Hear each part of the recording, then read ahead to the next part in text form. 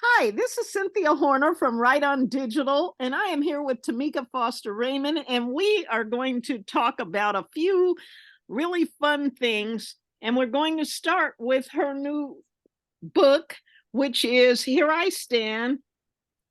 And Yes. we will have you first discuss that. Okay. Now, your book is very inspiring.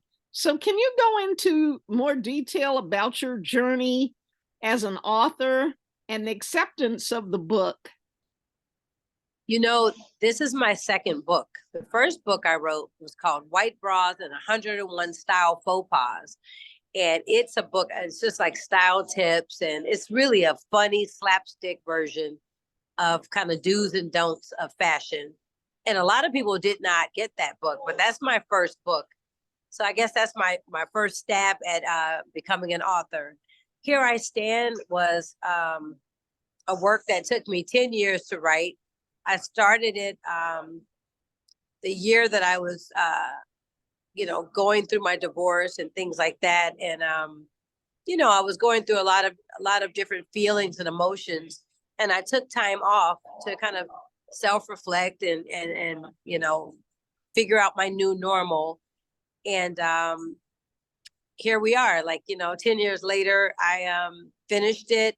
I think when I first started writing it, I was in an angry place. I was more in a suffering state where I was, placing a lot of blame, and I just was mad. It was fresh, so I was very angry.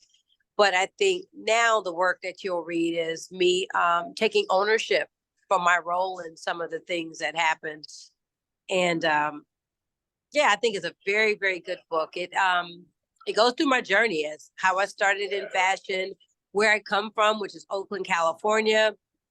It travels through time where I, had my children and, fell in love, fell out of love. I was married twice. I speak about my marriages, even the wedding day and, what I went through and failed marriages, canceled weddings. I mean, I go through the whole thing. I run the gamut in the book, and I think people will enjoy it. Now there's an audio book which accompanies the memoir, and that's hilarious. And it was scored by Drummer Boy. So it's amazing because he added sounds that really complement each chapter. Yes, I was going to ask you about Drummer Boy, about how you got involved with him, but of course, he's from Atlanta, and I guess you knew him over the years. So, what made you decide to include him in this particular project? Oh man, I'm so honored that he would include himself in this project. He actually is from Memphis, Tennessee, but he lives here. But he's a client. I styled him for a shoot, and we started talking about. We're both um, authors now. He has a new book coming out as well, and I said it would be so cool if you would score my book. And he has a real musical background. He's a musician. I think his father was a part of the orchestra. If I'm correct, his parents are musicians, and he's a lot deeper than what people think in terms of music. His musical knowledge is very vast. He plays instruments and stuff. So he was a perfect partner for me to do the audio book. It's very cool. Wow, that is great. Yeah. And you said that he's also been a client. You styled him. What kind of attire have you put him in? Oh, I dressed him up. He had a Ralph Lauren purple label. I just, when he wanted to do a shoot for his 40th birthday, he hired me to just kind of revamp his image. Although he's gone back to his comfort of sweats and baseball caps and stuff, but I definitely took him there with all the top designers, Loewe and Givenchy and Purple Label, Ralph Lauren. I mean, he had on everything. Tom Ford. We really went there in terms of fashion, but I think, his day to day where he's more comfortable. He has his own brand and stuff like that. So, yeah. Wow, Yeah. that sounds so great. Now, we had talked to you a long time ago about fashion and styling tips. And I remember one tip you gave me that I it's resonated ever since. And that was when you talk about women getting something to wear, a lot of times the clothes are either a size too small or a size too large.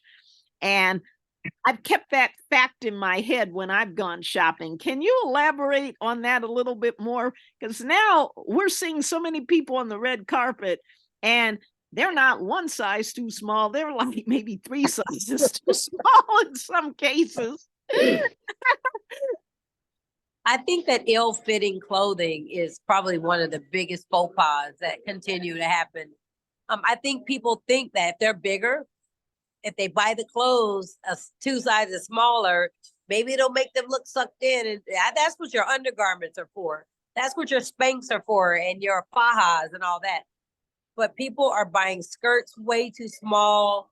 They're buying their bras way too small. I think that's that's the real pandemic, you know. Yeah. I think that's the problem. People are buying clothing too small. I think they all think that to show more, it's more, but I think less is more. Hmm. Now, when I first met you, you were a stylist. You were working with a very large record label, and you were able to work with many of the celebrities that are still out with music. Did you ever anticipate at the time that you became a stylist that your career would morph into so many other layers, fashion wise, and in other endeavors? I always knew that I wanted to design, and that's, I have a clothing line now. I always knew that the natural progression after styling, because think about it, when you're a stylist, you are designing looks for them for different shows or tours or, like award shows and album packaging photo shoots. And you may design a whole outfit for them and have it custom made. And that could have been a lot, something you put in a collection that the masses could have, had. So the natural progression is to do your own collection at some point. So I did envision doing my own line, but I'm doing so many different things now that I didn't envision a lot of it. You're right. Hmm. Now, tell us a little bit about your clothing line and who it's geared to. Okay. It's kind of for everyone, but I would say that it was created during the pandemic. I designed it when we were all stuck in the house on Zoom and we couldn't leave and we couldn't go out and shop, but we needed to look good on Zoom. So many people were working from home. So it's kind of, I call it from the couch to the cabana. I made loungewear that you can use as cover-ups when you go on vacation, really fabulous caftans and dresses and wrap dresses and travel like sweatsuits, like things you can go through the airport. And it's called Eli Kish. I named it after my son, Kyle. It's his name backwards. His name was Kyle Ishmael. And it's some of the letters of his name is Eli, Kyle. And then Kish is the Kish for Ishmael. Mhm. So, yeah, it's a really comfy, cozy line. And we have a new season, a new collection coming soon. I've just been having fun with it. Hmm.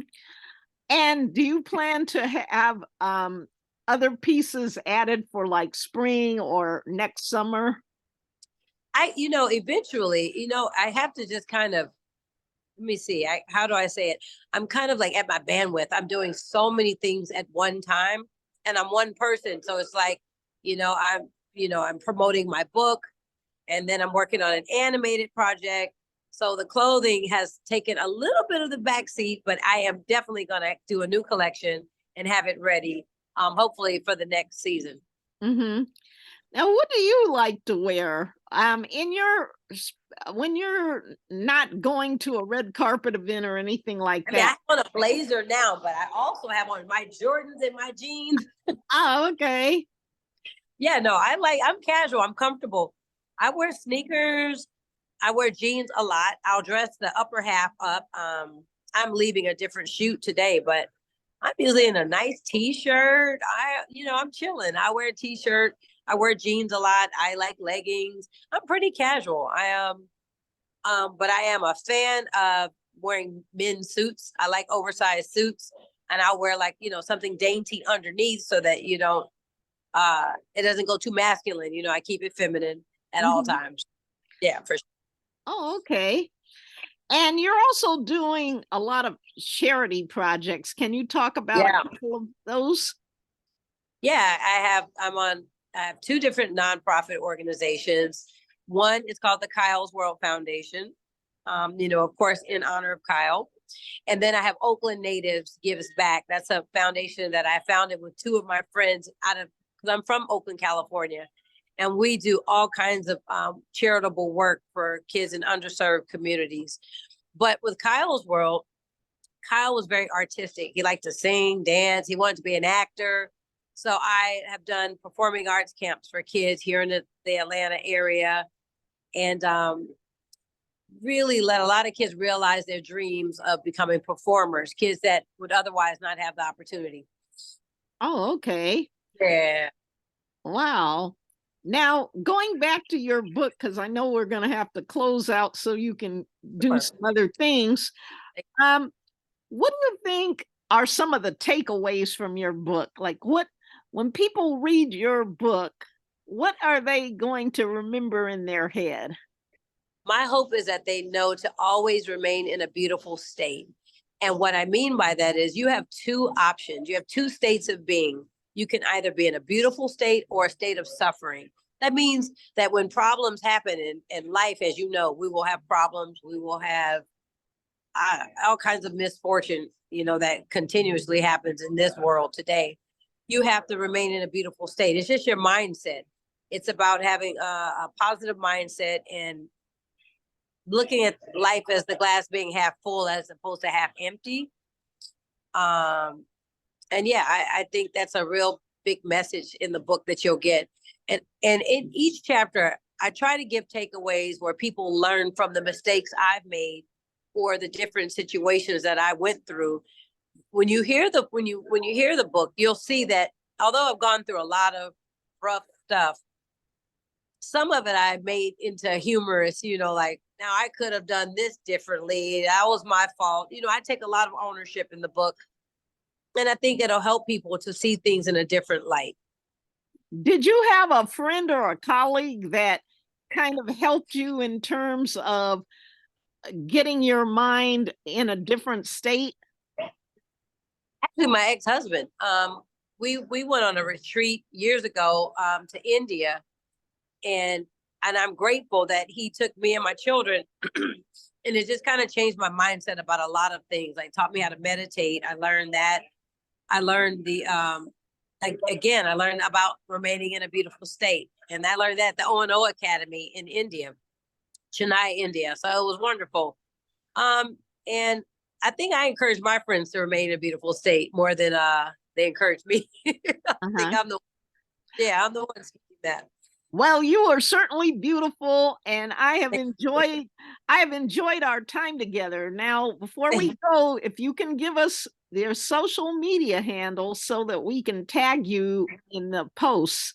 That'd be wonderful. My Instagram page is at Tameka Foster.